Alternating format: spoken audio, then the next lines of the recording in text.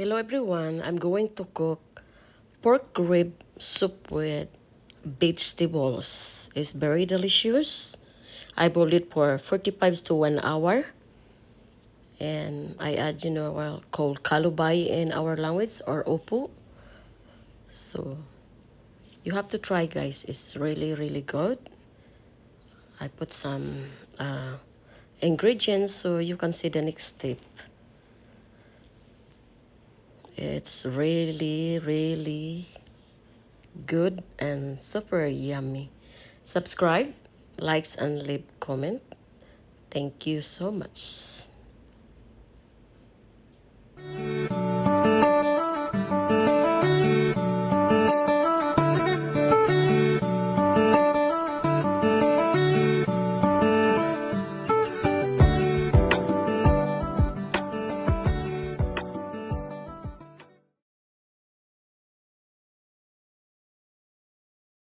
First thing to do is you need to boil the pork ribs with the salt, 1 tablespoon of salt, and peel off of the water and boil it 45 to 1 hour until the meat is get soup, and also add black pepper.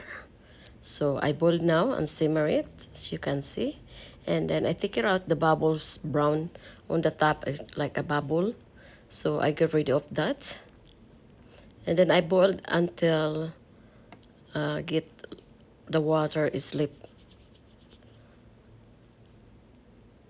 almost dry, and then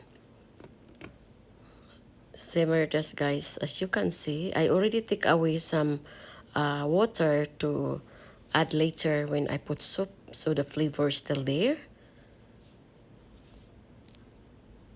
So as you can see, the meat is already soup and cooked. So I take away some of water and they'll get dry. So when the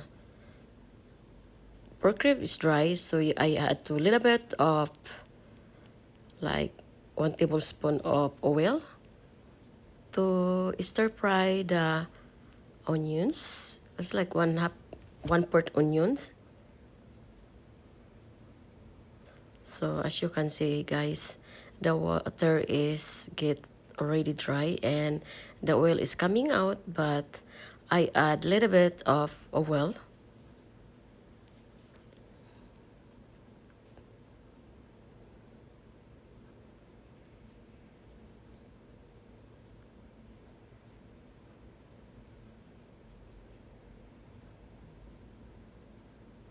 So I love this kind of pork ribs because they have no fats, just only bone and meat. So I add the onions guys. It's 1/4 onion slice, and also I add a little bit of oil, maybe 1 tablespoon oil. And then after that, like 4 cloves of garlic. I mash the garlic only.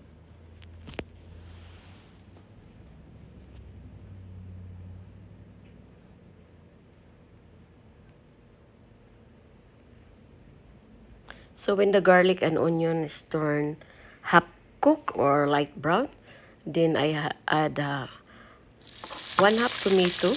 The tomato is big tomatoes, and I slice this with half and together that.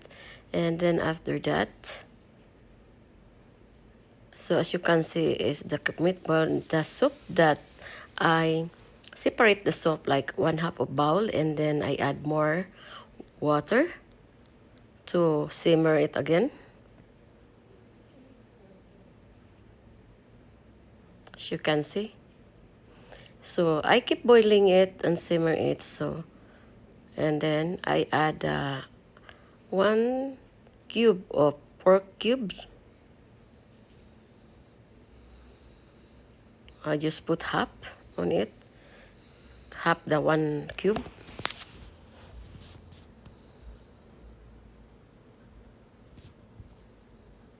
Subscribes and don't forget to leave comment, likes if you like the video, then you have to share it. And thank you to all my co-YouTuber, subscriber, and silent viewers. Thank you so much for always coming and visit my channel. And also 1 tablespoon of black pepper. And this is the upo, guys. And then I have simmer it until the vegetable is soup.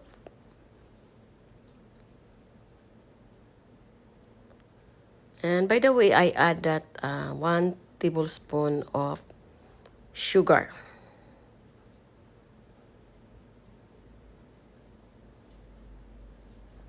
To make tasty or really good. I don't put salt, guys, right now because I already put salt that when they boiled. So you need to try it. We eat this normally. We eat it with rice, and I cook this for our dinner because my granddaughters love this wupo or white squash to eat. So I taste it, making sure if the food is lack of taste, then you have to add like fish sauce or a little bit of salt. So now simmer. So the food is almost ready, and it's too chilly. Just optional, guys. So subscribe, likes, and leave comment. And what I says, you need to try. It's really good. If you have MSG, you can add MGs. But I normally, instead MSG, I add sugar or beef stock or pork powder. So the food is ready to serve, guys. And white squash is cooked or soup. So now we're gonna put aside in a clean bowl. Thank you for watching and for visiting my channel, and thank you, shout out to all my co-YouTuber friends and families and silent viewers, and to all supporters, thank you so much. Subscribe and don't forget to push the notification bell so every time I upload my video you always updated.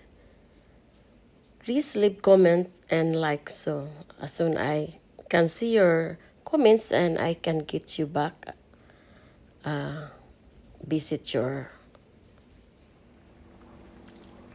channel. Subscribe. Thanks and God bless.